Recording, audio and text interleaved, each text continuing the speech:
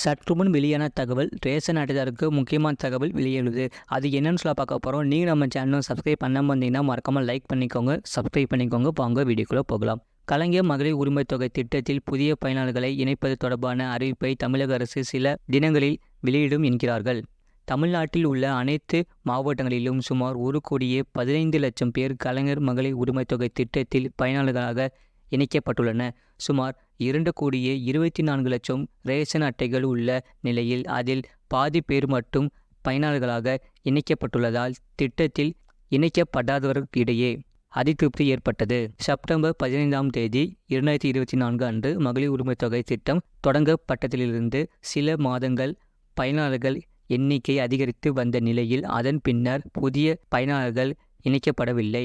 மக்களவைத் தேர்தலுக்கு பிறகு அவர்களுக்கான பணிகள் தொடங்கப்படும் என அறிவிக்கப்பட்டிருந்த நிலையில் சட்டமன்றத்தில் அதற்கான அறிவிப்பு வெளியாக உள்ளது என்கிறார்கள் கோட்டை வட்டாரத்தில்.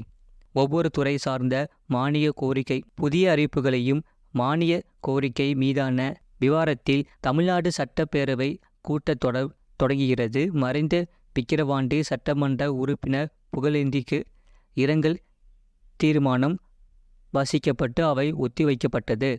அவை தொடர்ந்து ஒவ்வொரு துறை சார்ந்த மானிய கோரிக்கை விவாதங்கள் நடைபெறும். உறுப்பினர்கள் எழும்பும் கேள்விக்கு சம்பந்தப்பட்ட அமைச்சர்கள் பதிலளிப்பார்கள். அத்துடன் புதிய அறிவிப்புகளையும் மானிய கோரிக்கை மீதான விவாதத்தில் அமைச்சர்கள் வெளியிடுவார்கள். அந்த வகையில் மகளிர் உரிமை தொகை திட்டத்தில் பயனாளர்கள் எண்ணிக்கை அதிகரிப்பது தொடர்பான அறிவிப்பை சிறப்பு திட்ட செயலாக்கத்துறை அமைச்சர் உதயநிதி ஸ்டாலின் வெளியிடுவார் என்கிறார்கள். ஏனெனில் விண்ணப்பித்த அனைவருக்கும் உரிமை தொகை வழங்கப்படும் என்று மக்களவைத் தேர்தல் பிரச்சாரத்தில் போது உதயநிதி ஸ்டாலின் கூறியிருந்தார்.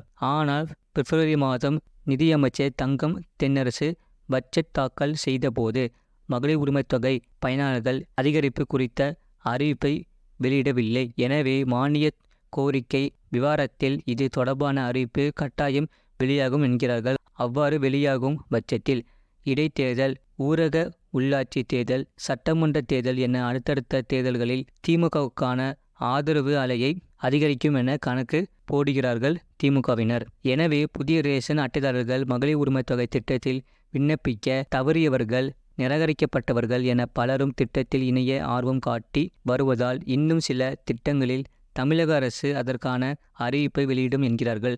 இதுபோன்ற செய்திகளை உடனுக்குடன் அறிந்து கொள்ள மறக்காமல் சேனலை சப்ஸ்கிரைப் செய்யுங்கள், மற்றவர்களுக்கு தெரியப்படுத்த ஷேர் செய்யுங்கள்.